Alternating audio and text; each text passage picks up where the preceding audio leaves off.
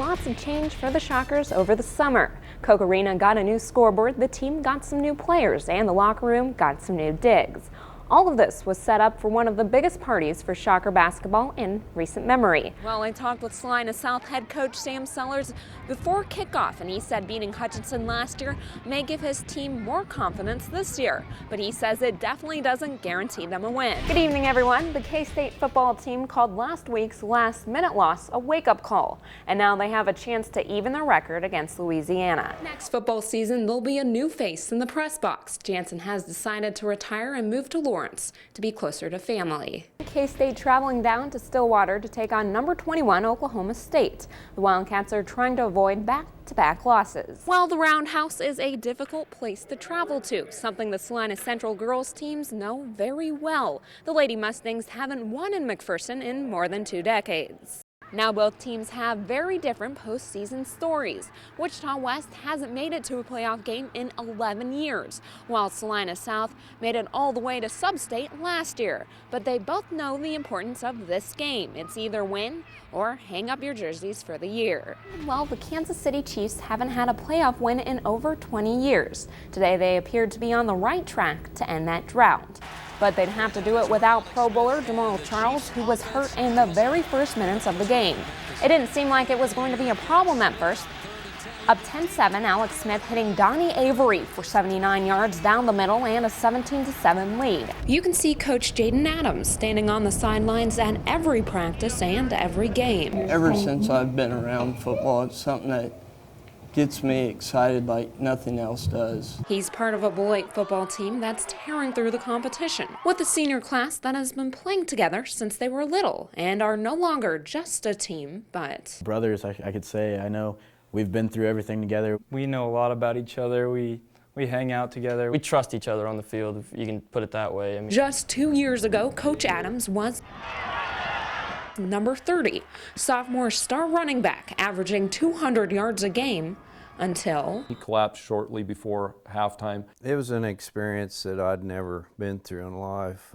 Naturally, very scared. He was taken to the hospital with a traumatic brain injury and was in a coma for about a week. We always knew he'd come back to us. Yes, I never doubted that. He did come back, but number 30 did not. When I started to realize I couldn't ever play football anymore, it's probably, well, for sure the toughest thing ever in my life. He wasn't ready to give up. He really seems as if he's been coaching longer than he actually has. My dad had drilled into me the win each day and make every day a great day. And now his impact is still felt in the stadium on Friday nights and every day at practice. He started it with us. It'd be wrong to have him not finish it with us too. It would not be the same for me if I could not be able to be with the team.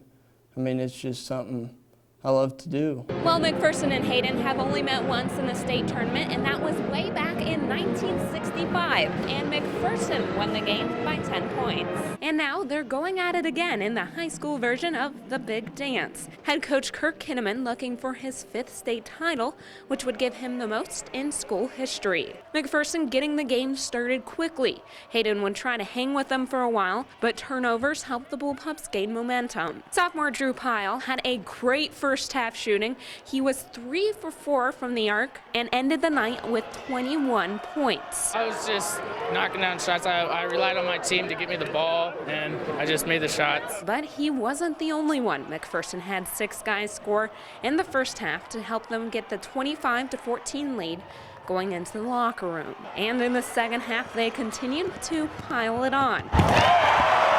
Hayden would get it within 8, but no closer, as McPherson skated their way to the 57-40 win, giving head coach Kirk Kinnaman his 5th win, one he got to share with his player and son, Kyler. I'm having a hard time talking because it's a pretty emotional deal.